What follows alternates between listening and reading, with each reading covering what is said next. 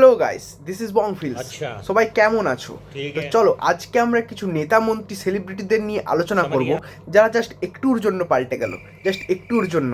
তো বেশি কথা না বলে চলো ভিডিওটা শুরু করা যাক। সো প্রথমেই আসি আমাদের বেস্ট সিঙ্গার দাদাকে নিয়ে। তৃণমূল ছাত্র পরিষদ আমরাই আগামীর দেশের ভবিষ্যৎ।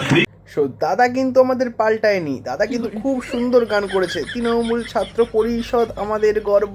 না দাদা, খুব সুন্দর গান। তুমি অভিষেক সাহস অনেক নিয়ে তোমার সাথী হলাম। কিন্তু গাইস, 4 তারিখ রেজাল্ট আউটের পর, অর্থাৎ ভোটের রেজাল্ট আউটের পর দাদার প্রোফাইল কিন্তু অন্য কথা বলছে। দাদার প্রোফাইল পুরো 360 ডিগ্রি উল্টে গেছে। পাল্টানো দরকার, চাই সরকার। কিন্তু দাদা এখন প্রোফাইলটাকেই 360 ডিগ্রি পাল্টে দিয়েছে। তো চলো দাদার প্রোফাইলটা একটু ভিজিট করে আসি।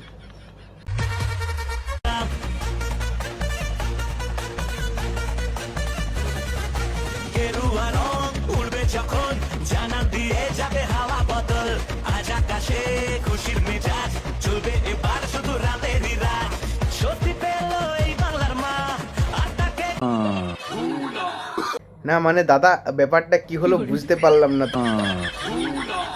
তুমি আগে অভিষেক ব্যানার্জিকে খুব ভালোবাসতে, অভিষেক সাহস অনেক।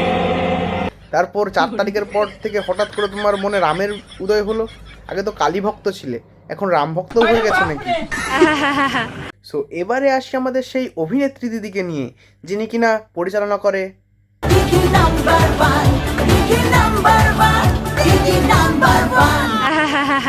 যাচ্ছে এই মঞ্চে আগামী 3 মাস প্রতিটি অঞ্চলে, প্রতিটি ওয়ার্ডে, প্রতিটি বুথে যেখানে আপনারা রচনা বন্দ্যোপাধ্যায়কে চাইবেন সেখানে আপনারা আমাকে পাবেন। যতদিন না ভোট শেষ হচ্ছে আমি আপনাদের সাথে আছি। সো দিদি, ভোট তো শেষ হয়ে গেল, তুমি কোথায়? তোমাকে তো দেখা যাচ্ছে না। আরে আরে দাঁড়াও, তুমি আবার মিডিয়াতে এসছো না? ও হ্যাঁ হ্যাঁ, দেখতে পাচ্ছি। কি যেন বলছো জানা? কিন্তু দেখো, যেহেতু সরকার তাদের ছিল, আমরা কেউ সেই অর্থে হয়তো খুব জোর গলায় আওয়াজ তুলতে পারিনি। যা দিদি, তুমিও পাল্টে গেলে। ঠিক বলেছে। কি হবে? হায় হায়, তুমিও পাল্টে গেলে শেষ পর্যন্ত। কেন তুমি আওয়াজ তুলতে পারোনি? ওই তো জোর গলায় বললে 3 মাস পরে আমাকেও পাবে। কোথায় গেলে তুমি? তো গাইস, এবারে আছে আমাদের বিখ্যাত পরিচালক দাদা। তোমরা একটু দাঁড়িয়ে থেকো, ঘন্টা দুয়েকের মধ্যে বিজেপির সব লোকজন কিভাবে পালায় ল্যাজ গুটিয়ে দেখো। তো পরিচালক দাদার আত্মবিশ্বাসটা তোমরা দেখো, জাস্ট মানে ভাবা যায়।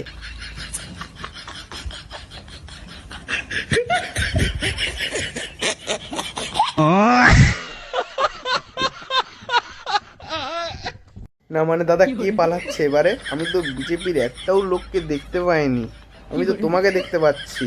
তাহলে কি তুমি ল্যাজ গুটিয়ে পালাচ্ছ?